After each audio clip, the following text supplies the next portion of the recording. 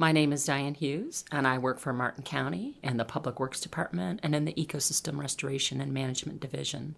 I'm on the management board for the Indian River Lagoon Council to help the council make good decisions as they move forward with their budget, with implementing projects and plans. I came up to Martin County and stayed at a hotel on the water and fell in love with it. Fell in love with the Indian River Lagoon, fell in love with the St. Lucie River and Estuary, and decided to move there.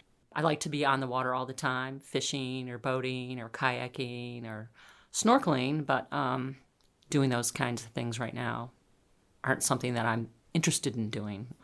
The water quality in the southern Indian end of the Indian River Lagoon and the St. Lucie River and Estuary is pretty polluted.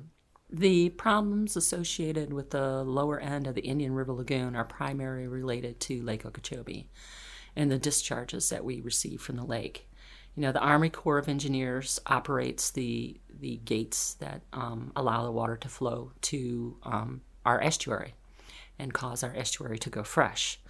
And they only do that when they absolutely have to. When the water levels in Lake Okeechobee are too high, it can, the dam has a possibility of failing.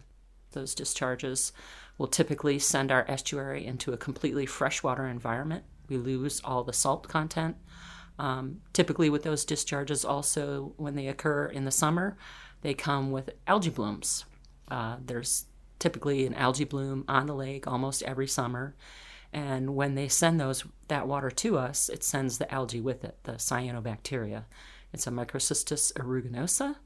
And then when that hits our estuary, our nutrients in our polluted estuary feed that bloom, and that bloom is able to grow and create biomass and get really nasty in the back end canals and deep pockets that we have within the estuary.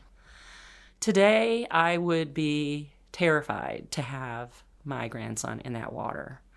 I don't know if the Microcystis aeruginosa cysts are still in the sediments within our estuary. The county does want to know what kind of things are still out there lurking in the water.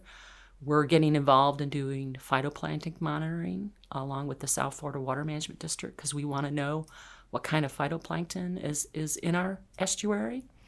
So we're really trying to learn more about what's in that water. But right now, because I don't know, I don't want to put myself or my health or my family's health or my grandchildren's health in jeopardy by letting them get in that water. Although the county has been working diligently since 2001 to try to implement projects that will have an impact on our own local water basin runoff. So we've invested more than $80 million in over 35 projects within Martin County since 2001 to improve our own local water quality. The county is also working on a very aggressive septic to sewer conversion program. And we're going to try to convert over 10,000 septic tanks to sewer in 10 years. That's the plan that the county's working on. My hope for a healthier lagoon is to make sure that the Army Corps of Engineers in the state of Florida completes the comprehensive Everglades restoration project, the Indian River Lagoon South project. If we can start, instead of sending all that water to tide and losing it and, turning our estuary fresh, if we can hold this water and use it for when we need it in certain areas, either for water supply or for agriculture, these are the projects that we need to have that will save our estuary in the lower Indian River Lagoon. If we don't have those projects, if those projects aren't built, then we are destined for failure.